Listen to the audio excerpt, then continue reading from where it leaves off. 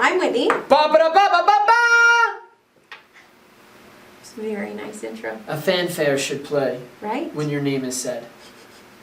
A fanfare. I love you. You know what? Your name should actually be Baroness. No, it shouldn't. Duchess. He's been trying to get The lady. a title forever, and my sister's like, she will hate that. But I don't. If she had the title, I'm not so much. I would play listening. a fanfare every time. Entering the Baroness, Whitney Belkowitz. Hence the reason that will never happen. Because even if he did do it, he couldn't just play it cool. Like, he's got to, like, be over the top, as mentioned previously, with everything. How do you get a title? Oh, we'll talk You just about buy that later. one. Okay, so, excuse me, we'll talk about it later. So, Haley had a great idea for a project. Haley's been doing these really cool projects. She did one project last week on David, Whitney, Haley's view on social media. Didn't give a shit about my view, but whatever. You were gone. I'm chopped liver, that's okay. So, today we're doing, what are we doing today? What people told us about going into business. What people told us and our views on what people told us. So I'd like to start. Yeah, We started please. last time. So top 2 things that people told us, and I think we should talk about whether or not it came true, Right. and to what degree, or if it didn't, to what degree. Right. So the first thing is sacrifice. We were definitely told about the sacrifice that we would need to make. I just didn't know. You don't recognize that? Yeah, I didn't know it was gonna be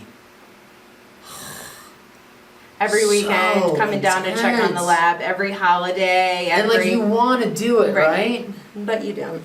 Like this morning, I was on the phone with a client trying to land another contract, and I got to take care of Sophia. And Sophia was such a good girl. She helped me pick out some clothes and da-da-da. So we were gonna lay in bed and watch Mickey, and she snuggles up into bed, and I had to jump on a phone call. Right. And listen, it's not that I didn't want to be on the phone call, but I would rather have been hanging out with my daughter. So the sacrifice. Yeah. I'm just surprised at how. I'm not upset. Well, maybe I am. Right. Yes, I just didn't know it was going to be to So such intense. a degree. Yeah. So that was my first one. Okay. My first one, that's definitely big. You have to take out a loan to start your company. Poof! And Poof! I remember that day. And we Got yelled at. Yeah. And we were just like, no, we're not going to do it. If you don't get a loan, your company's going to fail within the first 3 months. You're never going to be able to make it work. And hey, if you're listening to this, thank you for that advice. But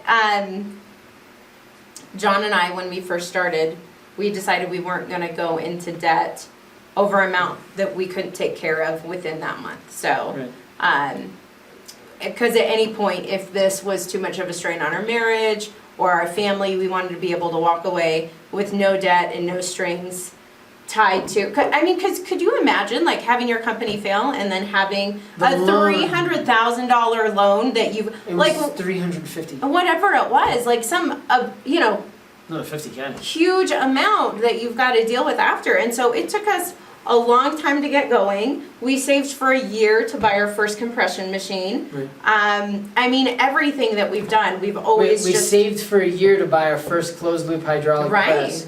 We just got our second closed loop hydraulic press. So, I mean, we have slowly moved up. We've had friends who did. So what Whitney's talking about, we were told we had to take out a $350,000 loan. Right. And it was all because of a pair. You gotta get a place, you gotta do this, you gotta do that. All because of a pair of Kevlar scissors. Right. And we refused to. We said if our business is gonna fail, then it's gonna fail. Then it's gonna fail. I saw this Mark Cuban quote, and I'm not a big fan of Mark Cuban. And listen, we're not saying this is how you have to do it, this is how we did it. Mark Cuban quote said, any business that starts on a loan is a bad business.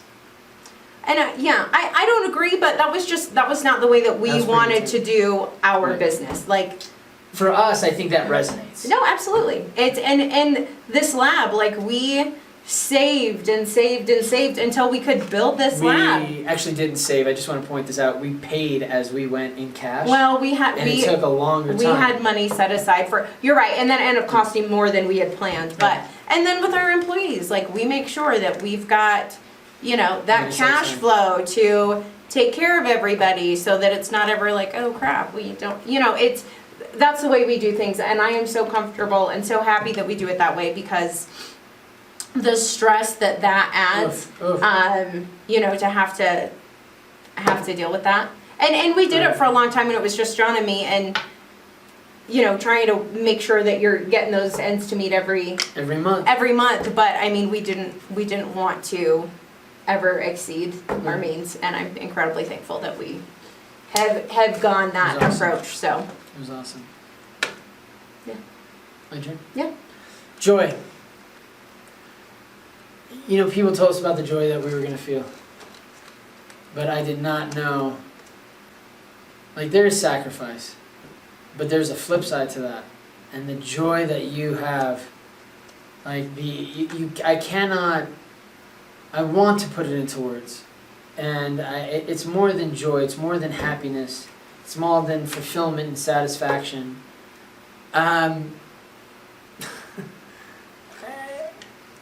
Of creating something with your spouse, right, and seeing it succeed. My favorite time is like 5 o'clock, 6 o'clock in the morning, or 5 o'clock, 6 o'clock at night, when I'm the only one walking down to the lab, or the only one walking up from the lab. And I'm standing out there right in front of it, or walking away from it, and I turn back. Or I'm standing inside, and I'm the first one opening it up in the morning. It's just something that we've created. Right. And sustained. Right. And again, I don't want it to end tomorrow. But if it ended tomorrow, for some weird reason, I'm really happy. Yeah. So I did not know about the intensity of the sacrifice, but at the same time, and I was a little upset by that, but hey, we trudge forward. Sure. But I did not know the awesomeness of the joy that I have felt over this last decade of doing this with you. I love you. I think my other one is the flexibility. People, I think that's always kind of one of the things where like, oh my gosh, things will be so flexible, and you do have that sacrifice, and you're coming in on holidays and weekends, and then you hire employees and they want to take off those holiday weekends. So you're still coming in the holiday weekends. Or we're just working like 3 days in a row until 5:45, 6 o'clock at night when they have traffic heading home. Right. But this morning had a little situation with the kids, and I was very frustrated and almost grabbed some Baileys. I'm just teasing, she'll cut that. I was incredibly thankful though that school drop off, even though it was supposed to be done by 7:45, took until 8:15 to include a trip home, to call Jonathan in, to go talk some sense into the children. And I was thankful that he was still at the house and he was able to do that, and that I was able to go and get the kids dropped off and then come back, and we took a moment and sat down and had breakfast together. Like, I was thankful for that. There is the sacrifice, but there's also, we own our own business, and I don't have to worry about my boss calling and getting upset that I'm not in the office. I do a lot. That He's a pea, baby. But yeah, that we're not in there doing what we need to do. A lot of sacrifice, but we're able to create some flexibility, and we're getting more and more amazing employees who are able to pick up the slack if we do ever, have things come up, and so I'm incredibly thankful for that. So yeah. Go Belkowitzes. It's Belkowee. Belkowee. Feed ass feed. That made no sense, but that was awesome. I loved it. So hopefully you learned something today. Don't forget to like and subscribe. Ding that bell for notifications. Go Concrete! Big ass what?